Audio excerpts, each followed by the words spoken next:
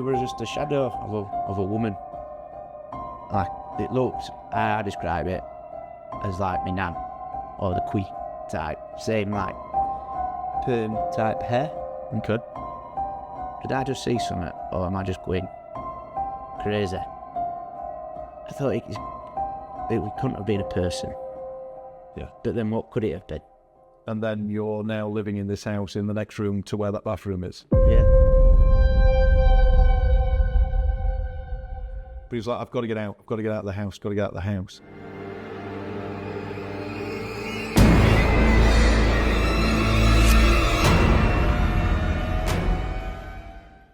What do you believe?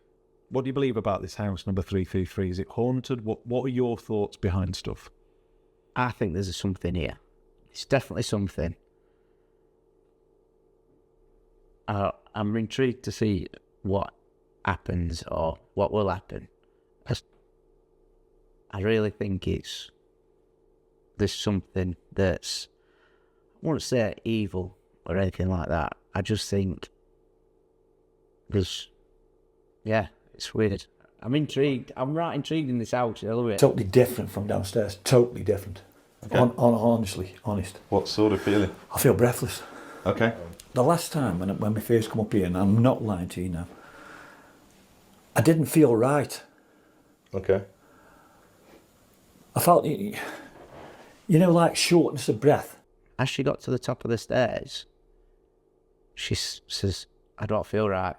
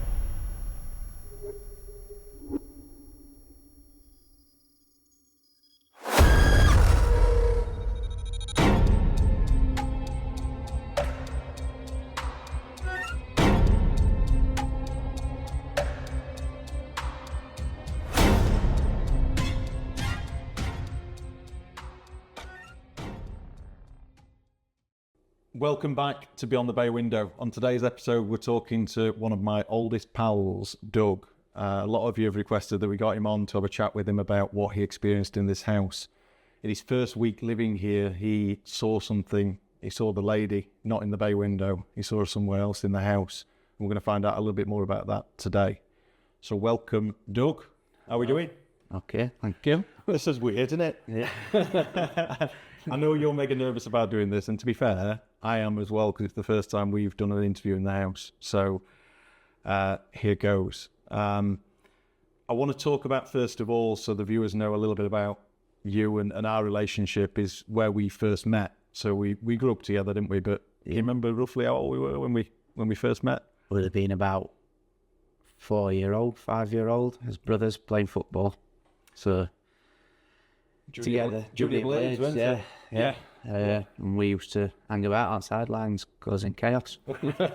We did, to be fair. That was pretty much growing up in the 90s, wasn't it? So our family's really close. Your mum and dad very close.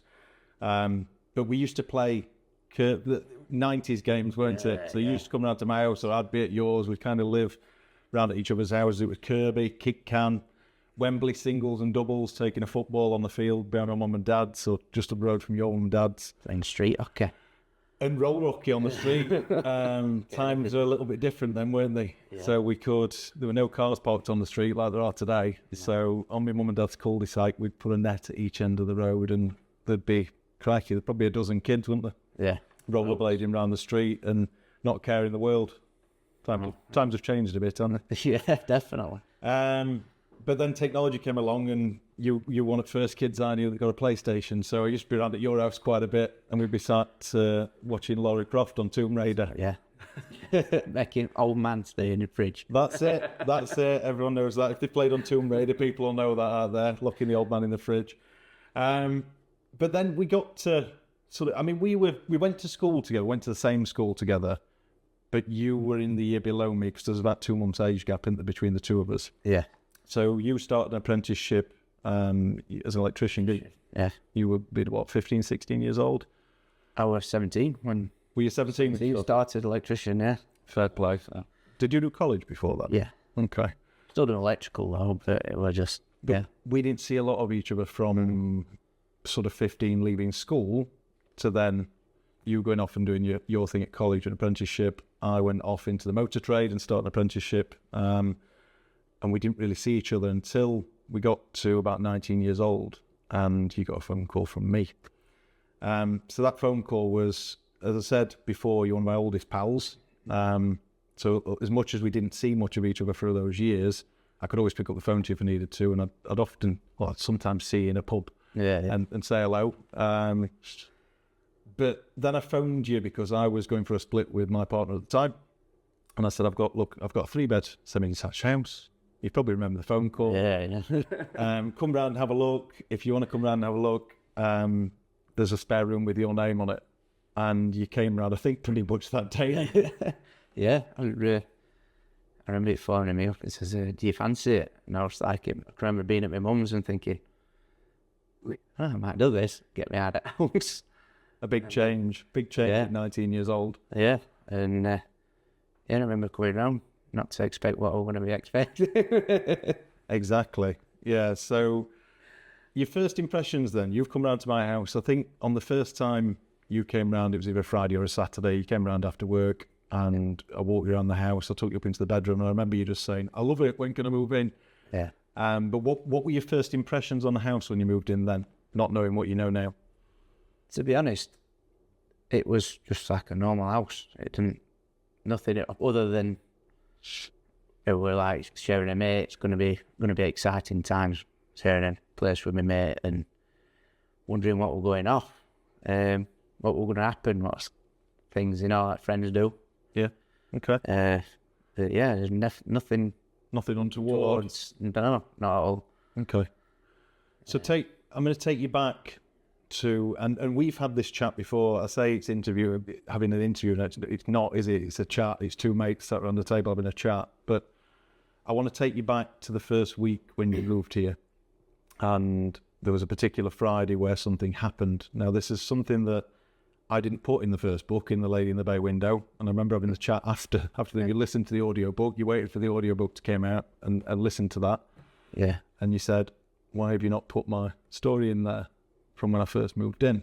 Talk us through exactly what happened that day. So you've been at work. So I've been at work, just a normal sunny day, and then come back. I always, after Thursday night, we just rubbish about. So I tend to come back. I like the place clean, so...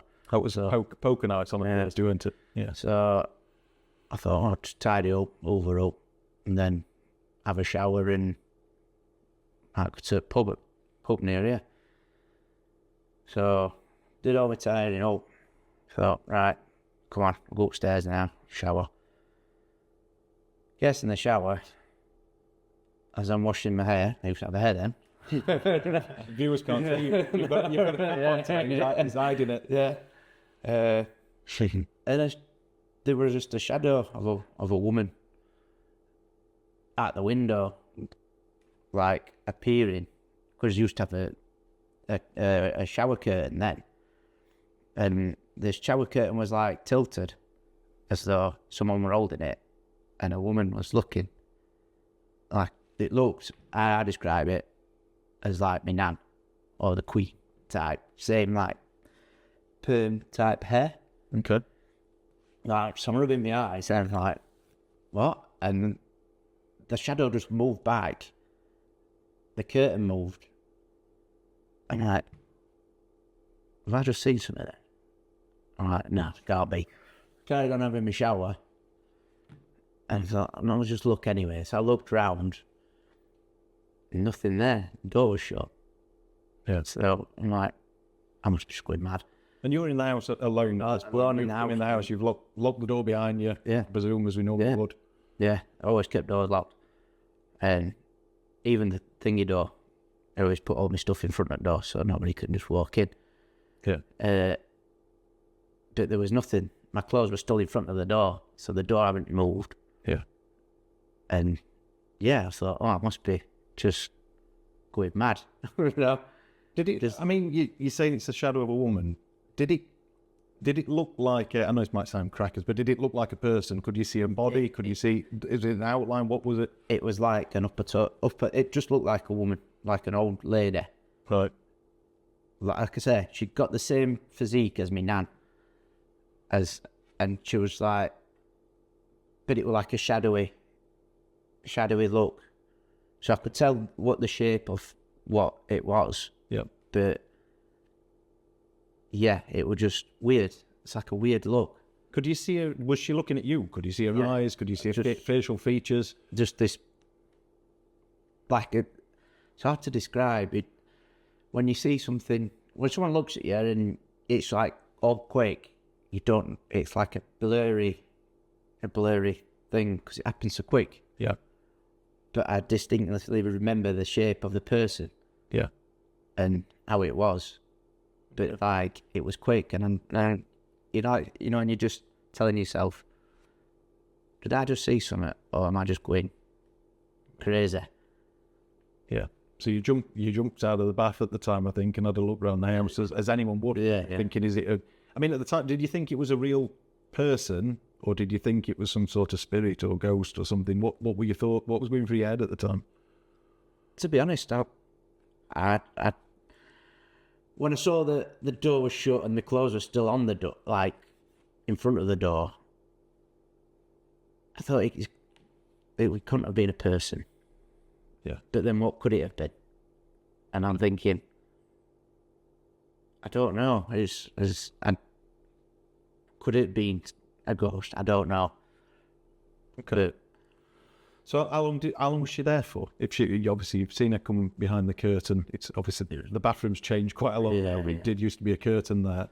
How long was she behind that curtain for? For me, washing myself to seeing it, probably about 3 seconds, 2 to 3 seconds, because I was like, saw something, and then, and you think, well, and it had gone.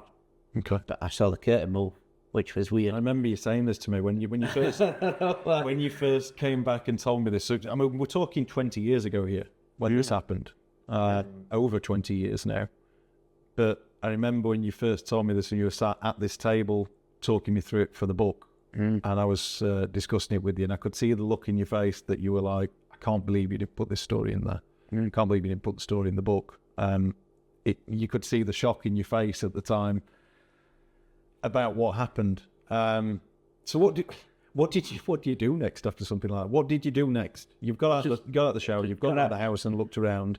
Were you waiting for me to come home to tell me, or I sat up, I got out, got my stuff, sat on my bed for a bit thinking, he's not going to believe me that I've seen something. He'll just be taking me, like what lads do. like you do? Yeah. And I saw just like, I'll tell him that I just can't believe it. The people are just going to take me out of here. So, and you're coming to somebody who's a skeptic. Yeah. Into this sort, which yeah. So just like, I kept it to myself for a bit, thinking, no. Yeah. But then I did tell you when you did come in, and I'm just like, well, you'd been, if I remember right, you went after that, and you probably needed this, to be fair, you probably needed a stiff drink after that, but you went to the pub. We've got a pub called the Red Lion at the top of the road, and you went to the pub. It was Friday afternoon, so Sparky's finish early on Friday, so that's a known fact. So you've gone to the pub, you've had a few beers, I'm at work, I was working till about 7 that night, and I remember coming home and you coming to me and saying, you don't believe this, but you'd had a bit to drink, so I was like, yeah, all right, whatever. And I can remember my reaction at the time. I was kind of literally palmed it off as if to say, all right, whatever. Didn't think much of it. But if I look back at it now, I can see how you might not have just been a bit a bit three sheets to the wind. Might have actually been saying, Yeah. you need to believe me, I need you. And I can't believe I didn't, so I apologise that I did it at the time and I brushed you off. But how did it affect you living here after that? Because you've seen that, and then you're now living in this house in the next room to where that bathroom is. Yeah. How did it make you feel living here? So it didn't put me off living here, because things like that don't put me off. So, but I was still thinking, will something else happen? Yeah. Okay. And in that short time, it didn't happen for a few weeks. Nothing happened after a few weeks after that, did it? Yeah. So I just sort of brushed it off a bit, if it's sort of like forget about it. Yeah. But yeah, it didn't affect me then. Okay. Interesting. So, yeah, wow, what a sighting that is. And that's you're one of the 6 people who's seen the old lady in the house now, and all described her pretty much the same. So you're saying a short sort of grey hair. I think I described it in the book from our conversation as a face that was devoid of life. A plump face devoid of life is how we described it, how we looked at it before.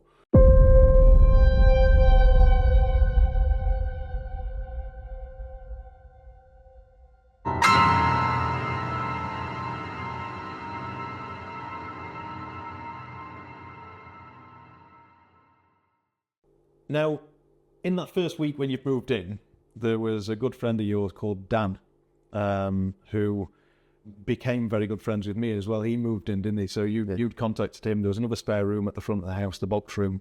Yeah. And you contacted him and said, do you want to move in? I want to talk about the next incident now, which was the loft incident. Now, this at the time was quite funny, but a bit weird. And to explain it, how the night started, there's 3 of us. We've had a couple of beer. There's always alcohol involved when we were that age. We were 19, 20-year-old.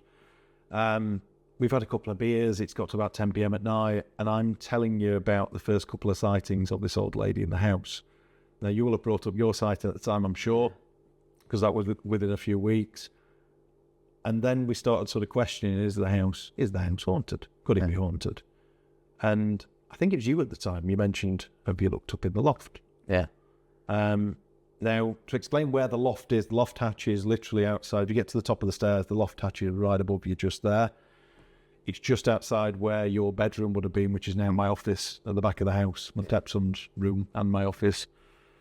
But as soon as you walked out of that room, you would see this loft hatch. And I looked at you that night and said, I've never been up there. You know, I've lived here a few months now, and I've never been up in the loft.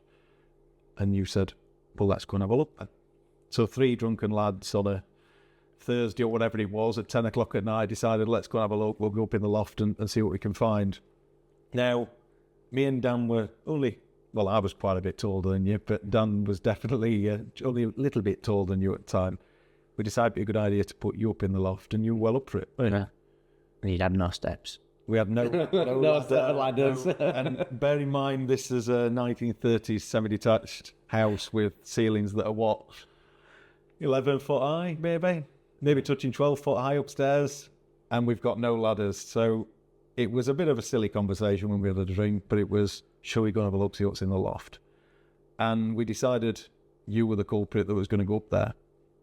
How did you feel about that? Were you excited about it? Were you a bit worried about what you'd find? We've just been talking about the fact that the house could be haunted. There could be something in this house that's lurking around. I was quite excited by it. I was intrigued. Yeah. I'm intrigued by stuff like this. And I was very intrigued to see what I'd find up there. Okay. But expecting to find nothing. Like, usual, not find anything. Okay. But then to get in there, like, whoa. This is quite... It's big to set the scene. You get up there, the ceilings are high, but it's also quite high up in the loft, isn't it? Once you get out the hatch, it's quite a big void. Now, at the time, we didn't have things like iPhones. This was at the time of flip phones with little tiny torches on that were not much use to anybody, not much use for ornament, were they? But you've got your flip phone on you. We've thrown you up into the loft by sort of lifting you up into the loft. Yeah. And then everything, from my perspective, it went very quiet for 30 seconds, a minute or so. We were probably chuckling to each other saying, rather him than me up there. But you went very quiet for a minute. Just talk us through what you were seeing up in the loft. What was there? As I opened the hatch, got the hatch to the side, I pulled my way in, and everything that was from the house that was in the loft was all placed perfectly down one side of the loft. And in the middle of the loft, there was just an old milkman's chair, stool, just placed bang perfect in the middle of the room, which was like, what's that doing here? Why is that in the middle and everything's just perfectly down one side? Well, you pretty much fell off the loft at this point, so we had to move out the way because you kicked your way back down. And I can't remember what you shouted at the time, something like, get me out of here or something. And then we sort of laughed about it a little and said, what's it look like then, this stool? And when you'd explained to us how creepy it looked, we were like, you've got to bring it down, you've got to go and get it. And you said, I'll go and have a seat on it, and I'll go and have a sit down on it and see if I can find anything there. Now, this was mighty brave of you, and I don't know if I'd have done this at the time. Being a skeptic and all, I still don't know if I'd have done this. I'm not a fan of spiders for a start, and it was literally pitch black in there, just spiders everywhere, weren't there? Cobwebs everywhere. So we've thrown you back up into the loft. This stool's bang central in the middle of the room. I mean, I didn't see this at this point. You're the only one who's seen this, and you've got your little torch on. And from what I remember, you started video, didn't you? You sat on the stool and started videoing around the room. What did you see at the time? Did you see anything? At first, no. And while I was looking around, didn't really see anything. And I was also trying to look at my phone to see if I could see anything and pick up on my phone. Yeah. But it was starting to get a bit weird in there. It was very, I don't know, as soon as I sat on the chair, I don't know if it was Psychological, yes, because it was pitch black. Okay. And yes, I was a bit, what's happening now? You start hearing things. And so I was looking round and thought I'd see something, but then it was nothing. It was, but it was just very weird. It was just a weird feeling, because it was dead silent as well. Yep. So you're hearing creaks but you're just thinking, is that just me? Is it? And bear in mind, you'd actually shut there was a heavy loft hatch, a big wooden heavy loft hatch, and you'd shut that, so it's pitch black. A braver man than me, I think. But then the next thing I remember hearing is the loft hatch being grazed along the floor again, and you'd sort of look down and went, get me down, get you down. And you brought the stool down with you. Now, to describe the stool, it had like wooden spindled legs, like mahogany legs, didn't it? And then it was sort of like a milkman's stool. It looked a bit like a horse saddle, didn't it? Yeah. It was like that, sort of like a U shape, with a leather green top on it, with studs, like golden studs around the edge. But this thing looked 100 years old, didn't it? Yeah. It looked ancient. Old in time. It was weird to find it in the middle of the room, and it's not necessarily a paranormal story, but I remember the video that you'd taken up in the loft. We sent it around a few friends and things at the time, and there was a comment that everyone was saying, there's orbs everywhere, there's bare orbs everywhere on this video. Yeah. Now, I don't know if I'm a believer in orbs, whether it's just light fractions coming off the camera or whatever it might be, but it was, like I say, it was mighty brave of you to do that anyway.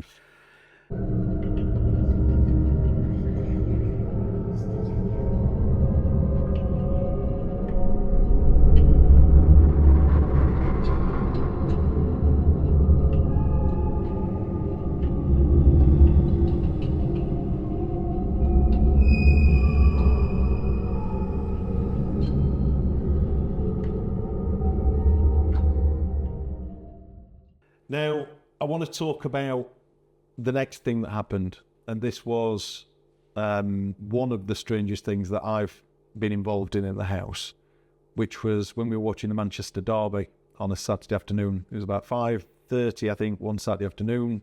Very rare for me to have a Saturday off work. I used to work most weekends, didn't I? So when I did, I used to hang around with you and Dan You were both still living with me at the time.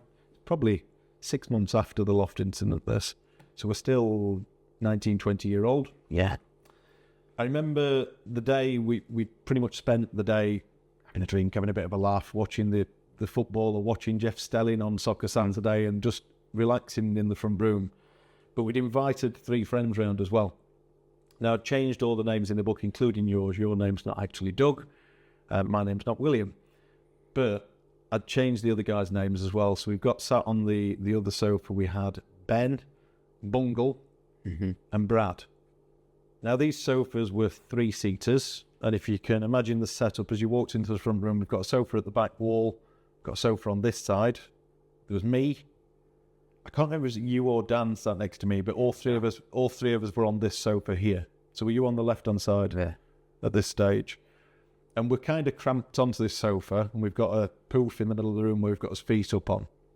Now, on the right-hand side of me, there's the other 3-seater, well, it's a 2-seater sofa, really. But you've got Bungle and Ben, and then you've got Brad sat on the far side of that on the arm of the chair. And just behind them to the back wall, you've got the TV. So we're sat watching the TV facing that way. Everyone's facing that way, apart from Brad, who's chatting to me. Now, Brad, you know him as well as I do, fantastic musician, brilliant guy, really good guitarist, bass, drums, you name it. He's a very talented guy. He used to come around and plays music for us, didn't he, at the house and stuff, and for my nephews and stuff at the time, or nieces. But he was sat there talking to me, and then all of a sudden, I felt something. Now, what I felt that day, and I probably felt it more than anybody because it happened at my end of the sofa, I felt the sofa, it felt like I was floating. It was a really weird sensation, but I didn't know what it was at the time. It just sort of happened. Bear in mind, we've all got our feet up, so there's no way we can lift the sofa from where we are. They were big, heavy sofas, weren't they? Yeah. But I've looked over. Brad's talking to me as it happened. I saw the shock on his face, and he just sort of, what the hell? And he stood up from the sofa and looked across at me, and he'd just gone completely pale. Can you remember from your side of things? What do you remember happening then? What? Well, when he did, we felt like somebody hit the settee. Yeah, It felt like somebody just kicked the settee type feeling. So you didn't know what would I? but at your side of the sofa, you won't have really felt lifted, would you? No, 'Cause it didn't just do felt anything at your end. like There's just a big bang. Yeah. So it just felt like someone kicking settee type. But it was a reaction of Brad. What room? Yeah. That were like, what's up with you? So I've jumped. I mean, it felt weird to me, but I jumped up off the sofa and just said, "What was that?" Because I felt like I was floating for a second, a really strange feeling, and then a bang, and that obviously was what he'd seen. He'd seen. I mean, we asked him straight away, "What the hell's just happened? What the hell's just happened?" Everyone in the room said, "No idea what that was. What the hell was the loud bang?" And I was kind of going, "Whoa, something definitely happened to the sofa." But then Brad said, "I saw it. I saw what happened." And at this point, he's reaching for putting his can down on the side, and he was reaching for his jacket. He had a leather jacket, didn't he? Yeah. Reaching for his leather jacket, and he was kind of saying... He was proper freaked out. He was properly freaked out. But he was like, I've got to get out. I've got to get out of the house. Got to get out of the house. This is in broad daylight. It's not like a creepy time of night, anything like that. And we're watching football on the telly. It was supposed to be quite a chilled evening. But he literally looked at me and said, I said, what happened? Tell me what happened. Because we didn't understand, did we? But he said he saw the sofa lift up at my side where I'm sat. He said he saw the sofa lift up about yay high and then thud back down to the floor. And of course, that was the noise that we'd all heard. That did freak me out a little bit, that if something could do that. Because there's no I mean, how do you lift a sofa up? It's difficult for us. It's impossible for us where we're sat. Especially if somebody and there's nobody, they're not near enough to it to put their arms anywhere near it, legs anywhere near it. But he literally was that freaked out. He left the house that day and didn't come back. And hasn't been for going on 20 years now. Hasn't been back in the house. We should probably get him on this. It'd be quite funny. He's a character. Yeah. Brad.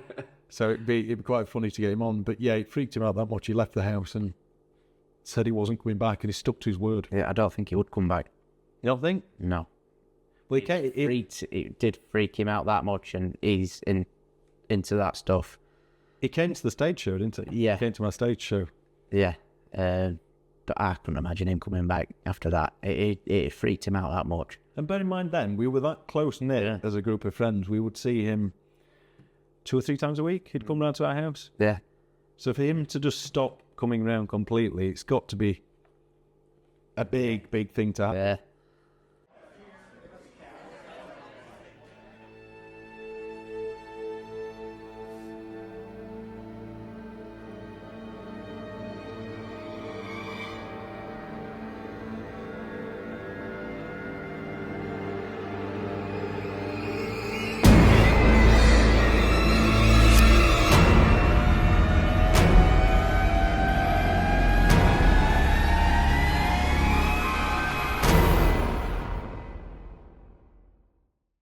These stories happened a long time ago, as we've just talked about. The next story I want to talk about is probably, well, it is the reason that I started writing the book in the first place, The Lady in the Bay Window. Now, it takes us back to June 2022. Now, I'd done my legging at the time. I'd been raising a bit of money, doing sponsored dog walks, that sort of stuff. Had a bit of a slip, and me and my knee, you and your knee as well. You've done your ACL and MCL, I think. So I've had a few operations there now. I've had 5 operations on it. And at the time, I wanted some lights fitting on my driveway. You being an electrician and one of my pals, on the phone to you, can you fit these lights? So you'd been round on a Sunday. You did the first fit on the lights before I had all the rendering done on the driveway. And you said you'd be back to fit the second part. When you came back, it was the following Sunday. Yeah. And I had been laid up pretty much all week with this brace on my leg. So I was in a bit of a mess. So you were out the front, but I did invite another friend round, Ian, who came round that day to kind of look after me and get me some dinner and things, I think, on the day. But when he came round, he'd cooked some dinner, he'd cooked us a burger, we were sat in the front room all having a chat. You'd come in for a bit of a break from what you were doing outside. And you asked us a question that you always ask me when you come round here. And you didn't today, to be fair. You normally do every time you come around, but I think you were that nervous about having this chat. You normally say to me, has anything weird happened lately? Yeah. It's one of the first things you say Always. in the house. And I'm interested in it. You're not alone. You're not one of the only ones that does that, but everyone wants to know what's happened in the house lately. At that time, I was sat down with you, we were sat having a burger, and I just said, okay, so the weirdest thing that's happened lately, it's quite a big thing that happened, is the American coin story. Now, for anybody who's listening right now, you'll know the American coin story if you've read the book. I also talked about it in episode 1, but I'll just briefly go through what happened over that weekend. So I'm sat in the front room talking to you and Ian, and I'm explaining to you what's happened the week prior. Now, on the Friday, it was Friday night, I was in the house with my wife, and she'd gone to bed just before me. I went up to bed half an hour later after putting the dogs in their little cozy quarters down here and locking them away safe for the evening. I went up to bed, I've walked into the bedroom, I start getting undressed, and I see something shining on the floor. And I'm quite neat freak when it comes to the house, so I've bent down and I've picked up whatever it was and realised it was an American 1-cent coin. I looked at it for some reason, because I've been noting down paranormal things over the years. I've looked at the date, and it said 2012 on it. So I've got the coin, I've put it on the bedside table. That's that night, I've kind of forgot about it, not worried about it. Saturday night, similar sort of thing. My wife went to bed just before me. I've put the dogs away, I've watched something on TV, and then I've gone up to bed. When I got into the bedroom, I looked on the floor, and in the same position on the floor is something shiny. I picked it up. It's an American 1-cent piece, dated 2012. I've got the coin. I was a little bit freaked out at this point, but I woke my wife up, kind of said, have you put this here? You're taking the mick or whatever. And you know Grace as well as I do. Yeah. She's not that sort of person. She wouldn't play practical jokes or anything, especially stuff to do with paranormal, because it freaks her out, this house. So she's not done it. I know that. I know that I've not put it there, but I checked my top drawer. There are no other coins there. It was a bit weird, but I put the coin back in the top drawer. Again, forgot about it till the next day. Sunday came along. Being a little bit freaked out by this coin, I went round the house and I hoovered everywhere. Stairs, everything upstairs, you name it, to make sure there's nothing on the floors anywhere. And that night when I went to bed, similar sort of thing, wife went to bed just before me. I put the dogs away as I always do. This time I was probably about half an hour behind her. So she'd fully gone to sleep in the bedroom. But as I'm walking up the stairs, in the centre of the staircase, there's something shiny there. And it's an American one-set piece.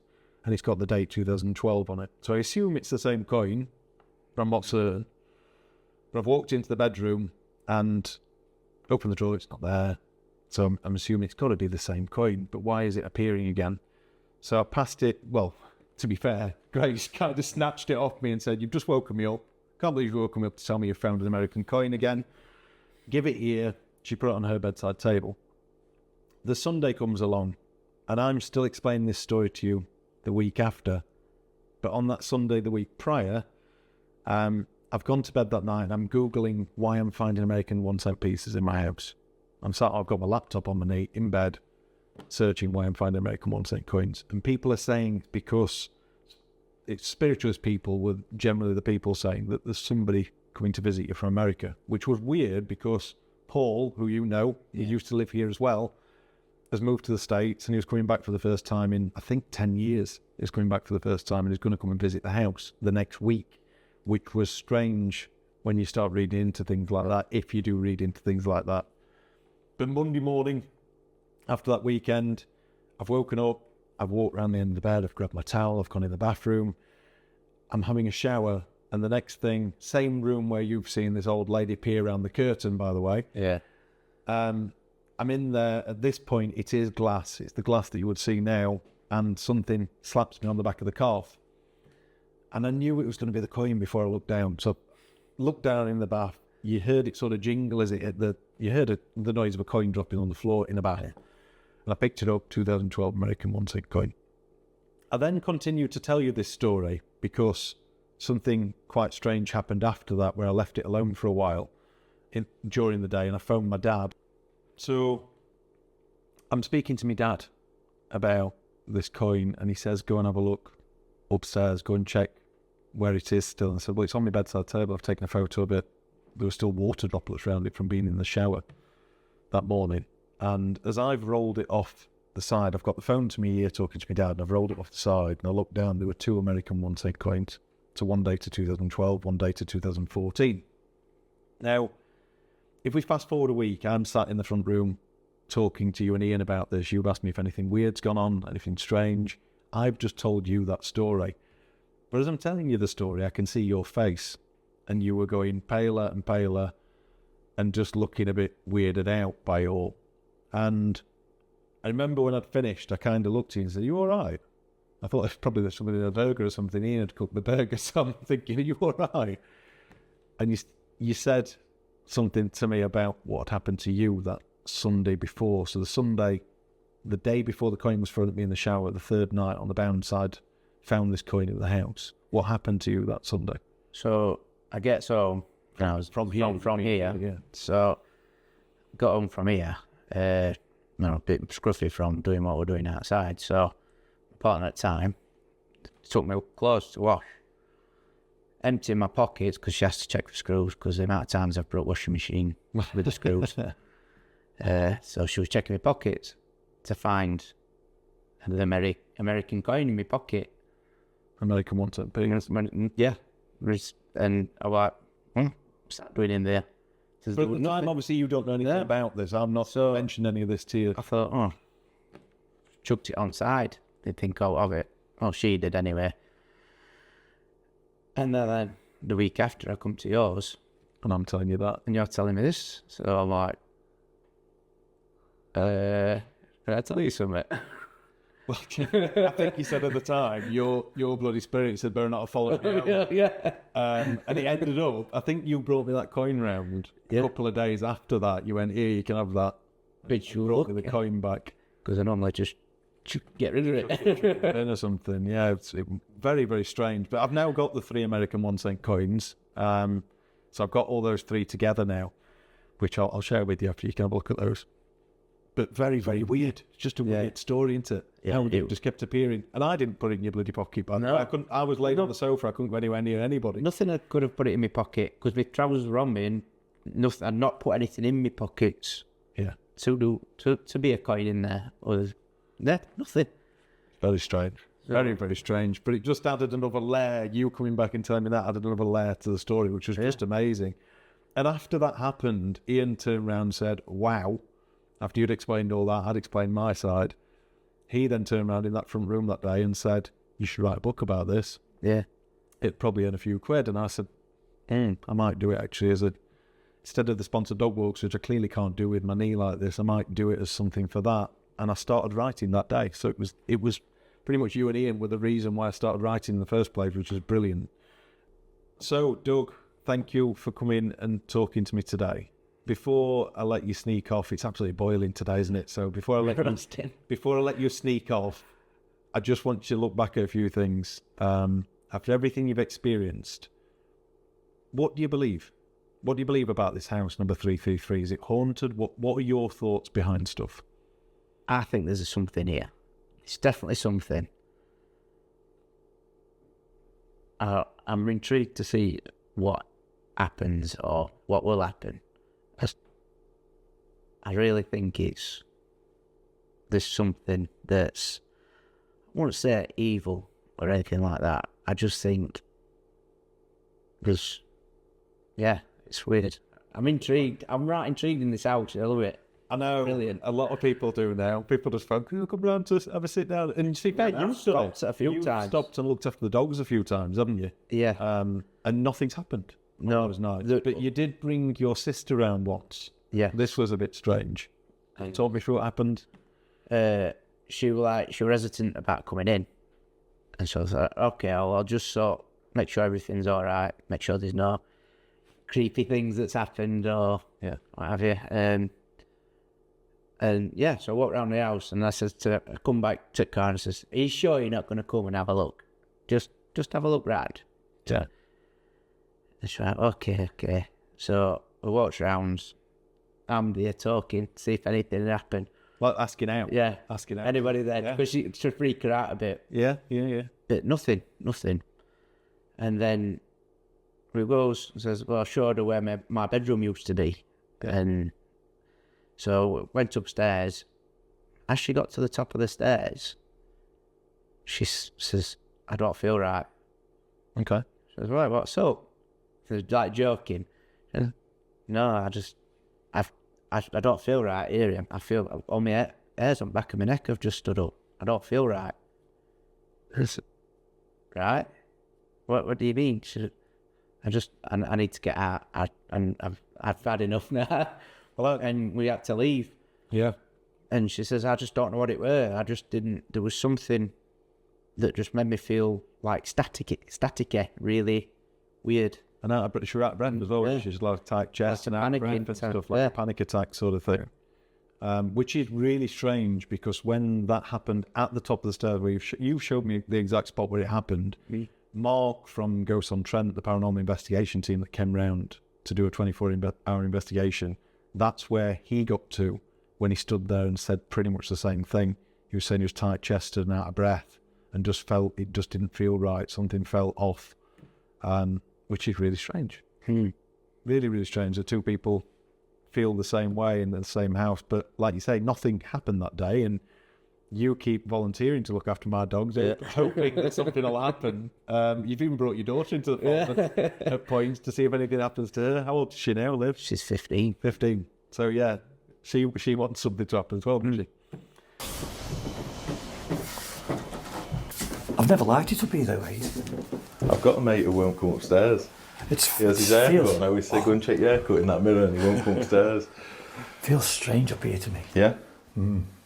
How are you feeling? What does it feel like? Totally different from downstairs. Totally different. Okay. Honest. What sort of feeling? I feel breathless. Okay. I felt. Yeah, I've just walked up the stairs. Oh yeah. Yeah, I said that to you earlier when you were interviewing me, and I said I felt a bit breathless in there. I think You're getting that fit, guys. Look at him. he's a picture of health after that kebab. I'm a full-time smoker, man. I aren't even bad as that. No, what? That comes with age, doesn't it? No, I mean what I mean is when I come up here. Just have a wander in them rooms and just tell us how you feel once you've had a wander around. When, Nearly took his eye out. So literally when I went to get my laptop from up here, I keep it in this drawer, so I'd come up here, gone to get the laptop, and I stood and went, yeah, that feels like somebody's in the room with me. And I was upstairs on my own. the last time when we first come up here, and I'm not lying to you now, I didn't feel right. Okay. I felt, like shortness of breath. Yeah. I was thinking, why am I feeling like that? Now I put it to walking up the stairs, but no, because when you were, Because you're an athlete. yeah, an athlete of the kebabs. Yeah. And when What was that? That sounded like something behind you. Sounded like a, ooh. No, that way. Do you not hear that? No, I didn't see it sounded like a. It sounded like a, ooh. Did it? Yeah. But it sounded like it was coming from behind you. If that was somebody in the house, can you do that again for us? So outside of this house, has anything paranormal happened to you outside of this house? Anything weird or wonderful that you can't explain? Only when growing up through my nan's, when the family used to go round to my nan's Sunday dinner and then watch TV. I remember your nan's house. I used to go, so yeah. And every Sunday, about 10 to 10, or always about the same time, just a random smell like someone did let one go. Yeah. The farting ghost. But nothing were there to say, like, it weren't anybody, because it was the same smell, but different people every weekend, but it were always But there. you were always there.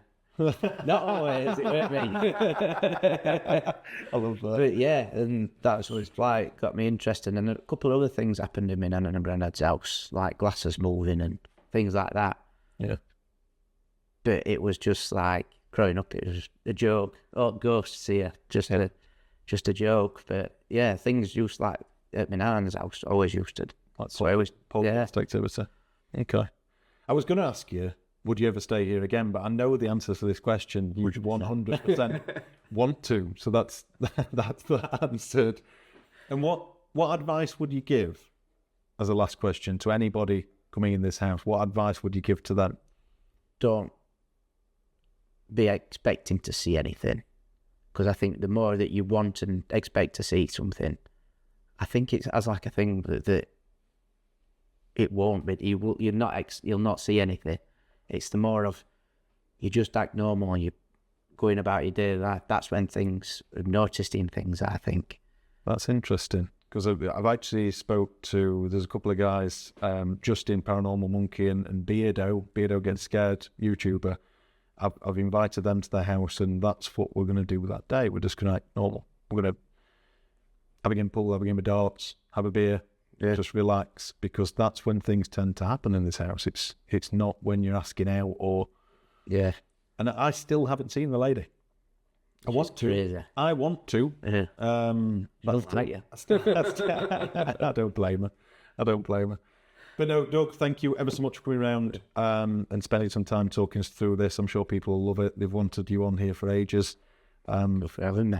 No problem. And I'll get you back in next time I need a dog sitter. Yeah. Cheers, mate. It's funny, really, because when people hear these stories, they often assume that they're all coming from me, but they're not. Doug has clearly experienced things. My brother has experienced things. My wife has experienced things. Friends, family, and complete skeptics have all walked through that front door, and in many cases left questioning what they thought they knew. Whether you believe these experiences are paranormal, psychological, or something else entirely, one thing is certain: the stories don't stop with me. I must thank Doug again for coming round and sharing his experiences. We've been friends for over 30 years, and I genuinely appreciate him talking so openly about events I know he's never been able to explain. If you've liked today's episode or any of the episodes before today, please like and subscribe to our page. We really appreciate your support. And spread the word, share the videos elsewhere on social media if you can. It really does help us out. Thanks ever so much. And until next time, sleep well.